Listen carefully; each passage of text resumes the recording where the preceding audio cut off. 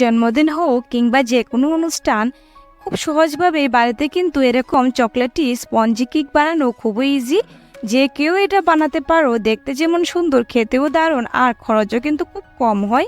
তার জন্য এখানে আমি নিয়েছি আমার পছন্দের মতো ক্রিম বিস্কিট।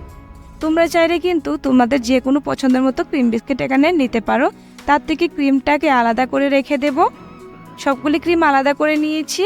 এবার একটা মিক্সি জারের মধ্যে বিস্কিটগুলিকে ঢেলে গুঁড়ো করে নেব।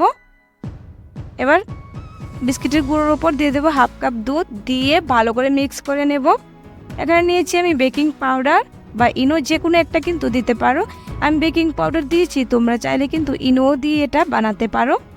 এভাবে ভালো করে কিন্তু মিক্স করে নিয়েছি।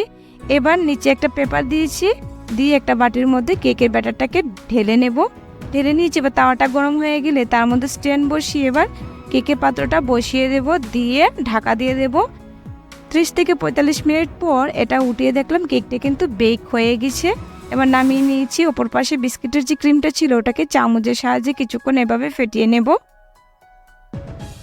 এবার তার মধ্যে হাফ চামচের মতো দুধ দিয়েছি, দিয়ে আবারও কিছুক্ষণ এভাবে ফেটিয়ে নিলে একটু পাতলা হয়ে যাবে।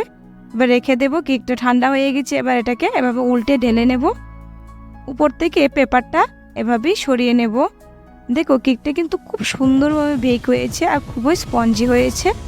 এবার উপরের অংশটা আমি কেটে কিন্তু বাদ দেবো না, এটা রেখে দেবো ডেকোরেশনের জন্য। বাকি অংশটাকে এভাবে খুব সমানভাবে দু টুকরো করে নেব। এবার একটা টুকরোর উপর এখন দিয়ে দেব সুগার সিরাপ বা জল, তোমরা যে কোনো কিছু দিতে পারো। দিয়ে এবার যে ক্রিমটা ছিল ওটাকে ভালো করে লাগিয়ে নেব।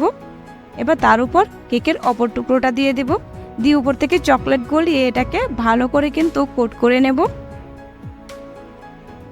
আর কেকের যে বাকি অংশটা ছিল এটাকে এভাবে হাত দিয়ে কিন্তু গুঁড়ো করে এবার তার মধ্যে 1 চামচ চকলেট দিয়ে ভালো করে এভাবে বল বানিয়ে চকলেটের মধ্যে ডিপ করে নেব। ডিপ করে ঠান্ডা হওয়ার জন্য রেখে দেব। ঠান্ডা হয়ে গেলেই কিন্তু সুন্দরভাবে চকলেটের বলগুলি রেডি হয়ে গেছে। এবার কেকটাকে একটা সুন্দর জায়গায় রেখে তার উপর বলগুলি দিয়ে একটু ডেকোরেশন করে নিলেই কিন্তু এই সুন্দর রেসিপিটা কিন্তু রেডি হয়ে যাবে। খুব টেস্টি হয় এটা খেতে।